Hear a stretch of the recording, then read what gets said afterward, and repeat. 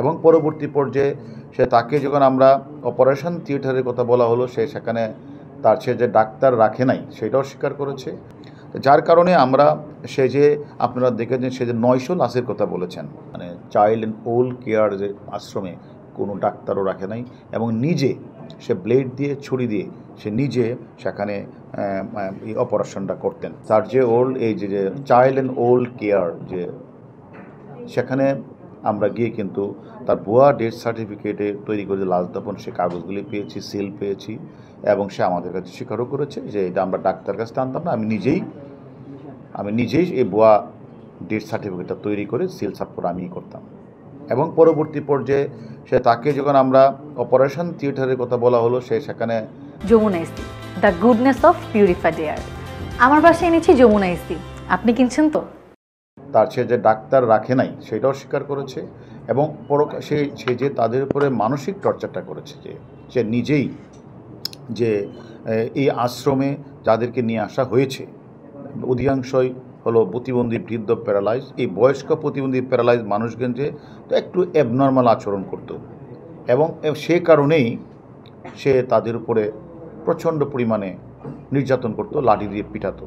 সেটা স্বীকার করেছে যে এবং যে এটা আমি করেছি, এটা আমি ভুল করেছি। কিন্তু বিষয়টা হচ্ছে আমরা যেটা তাকে পরে জিজ্ঞাসাবাদ করলাম যে সে যে এইভাবে তাদেরকে মানসিক শারীরিকভাবে নিস্তেজ না এবং নির্যাতন চালাতো, কারণটা কি? তখন সে যে নিজে যে মাদক সেবন করেন, যে ইয়াবা খায়, সেটা সে নিজেই স্বীকার করেছেন যে এটা আমি তখন বুঝতে পারি নাই এরকম, এবং এটা যে করা ঠিক হয় নাই সেটাও সে আমাদের কাছে স্বীকার করেছে।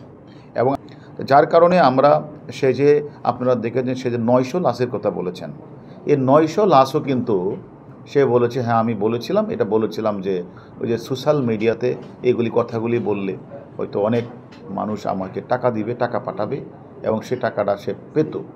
তখন আমরা বললাম 900 লাশ কোথায়, হিসাব কোথায়? সে রেজিস্টার দেখাতে পারে নাই, কোথায় কবর দিয়ে সেটা দেখাতে পারে নাই।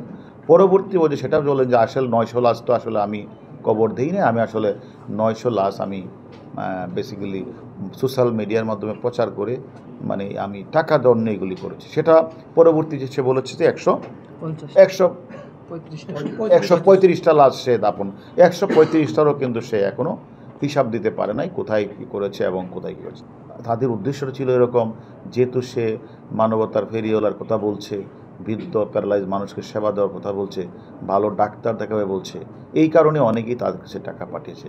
কিন্তু দুর্ভাগ্যজনক হলে সত্য, সে এই চাইল্ড অ্যান্ড ওল্ড কেয়ার যে আশ্রমে কোনো ডাক্তারও রাখে নাই এবং নিজে সে ব্লেড দিয়ে ছুরি দিয়ে সে নিজে সেখানে এই অপারেশনটা করতেন। প্রয়োজনে নিজেই হাত পা কেটে ফেলতেন এবং তাদের যে রক্ত বের হতো এবং এই কাটাছাড়া কষ্ট পেল, রোগীরা কষ্ট পেত, কিন্তু আর্তনাদ করলেও মাদকাসক্ত মিল্টন পৈশাচিক আনন্দ ভোগ করতেন। ব্লেড এবং ছুরি দিয়ে কাটাছাড়ার কারণে অধিক রক্তকরণ ও মিল্টনের আসলে প্রাণহৃদয়কে নাড়া দিত না এবং অনেকেই এরকমভাবে মারাও গিয়েছেন। এই সব কিছু আমরা বের করেছি।